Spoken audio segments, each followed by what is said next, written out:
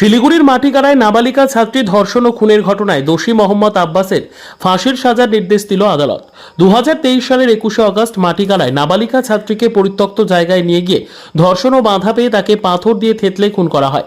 ঘটনার দিন রাতে মোহাম্মদ আব্বাসকে গ্রেফতার করে মাটিগাড়া থানার পুলিশ। জানুয়ারি মাস থেকে মামলার শুনানি শুরু হয়। এই মামলায় 22 জন সাক্ষী দেন। গত বুধবার মোহাম্মদ আব্বাসকে দোষী সাব্যস্ত করে বিচারক। এরপর শুক্রবার তাঁর ফাঁসির সাজা ঘোষণার দিন ঠিক হয়। তবে গতকাল শুনানি হলেও সাজা ঘোষণা করেননি বিচারক। এরপর সাজা ঘোষণার জন্য শনিবার অর্থাৎ আজকের দিন ধার্য করা হয়। সেই মতো আজ দোষী মোহাম্মদ আব্বাসের ফাঁসির সাজা ঘোষণা করলেন বিচারক।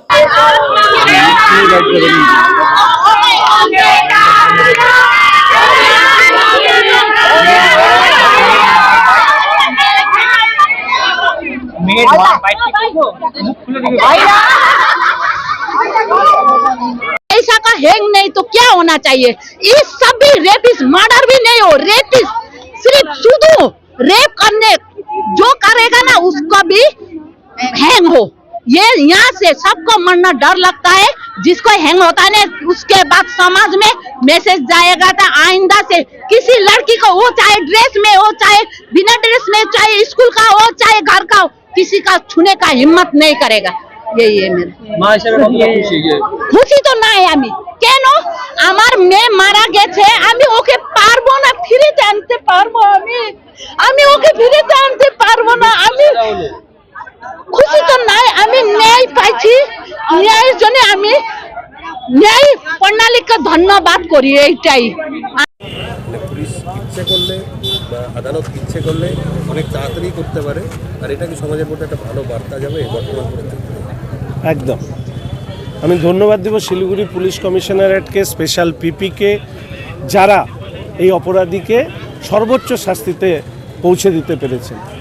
আইন আছে কিন্তু বিচারালয়ের সামনে কোর্টের সামনে সেই আইনের জন্য উপযুক্ত প্রমাণ সেটা পুলিশকেই সাবমিট করতে হয় বা পেশ করতে হয়।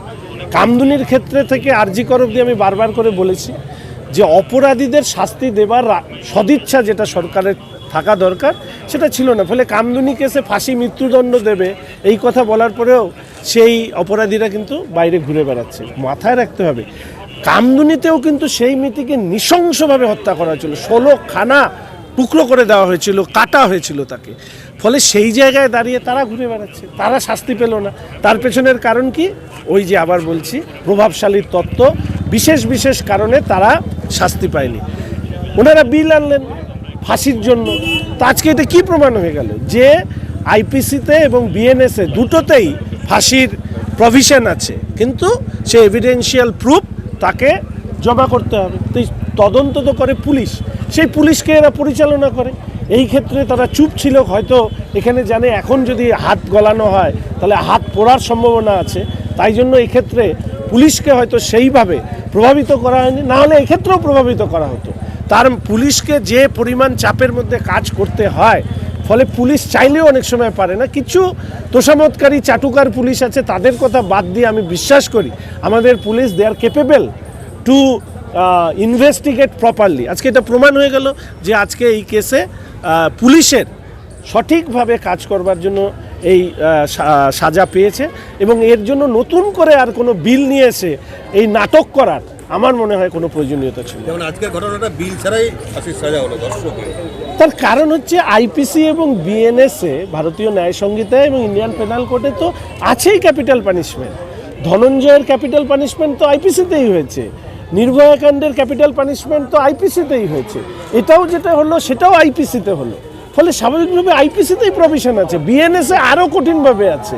ফলে নতুন করে এই নাটক করা হয়েছিল মানুষের দৃষ্টি ঘোরানোর জন্য, সেটা খুব একটা কাজে লাগবে না। আমি শুধু এইটুকু চাই, আবার বলছি এখানে আপনাদের সামনে, আমাদের যে অপরাধীরা এখনও শাস্তি পায়নি আমাদের উত্তর থেকে দক্ষিণ, একেবারে ধূপগুড়ি থেকে একেবারে কামদুনি অবধি, তারাও যেন এই একইভাবে শাস্তি পায় সেই প্রার্থনাটুকুই করব আজকের এই দিনে। আজকে আমরা আগের দিন আমাদের যে সেকশনে কেসটা প্রুভ হয়েছিল তাতে আমাদের 3টে সেকশন ছিল ডেথ সেন্টেন্সের।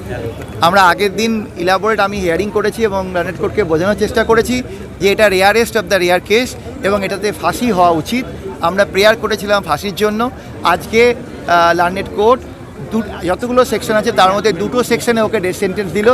একটা হচ্ছে যে মার্ডার, আর আরেকটা হচ্ছে section 6 of POCSO act, অ্যাগ্রেভেটেড sexual offence এবং অ্যাগ্রেভেটেড পেনিট্রেটিভ সেক্সুয়াল অফেন্স। এবং এই দুটো সেকশনে, তিনটে সেকশনে আমাদের যেহেতু 302-তে অলরেডি ডেথ সেন্টেন্স হয়ে গেছে, এটা তো সেক্ষেত্রে আমাদের আলাদা করে আর 376-এতে আলাদা করে সাজা দেওয়ার কোনো ব্যাপার ছিল না। 302 এবং অফ ইন্ডিয়ান পেনাল কোড এবং সেকশন 6 অফ পক্সো অ্যাক্টে ওর ডেথ সেন্টেন্স অ্যাওয়ার্ড হলো। অ্যান্ড ভিকটিমের বাড়ির লোককে 10 লক্ষ টাকা কম্পেনসেশন দেওয়া হলো। तो इसके बाद का प्रोसीजर क्या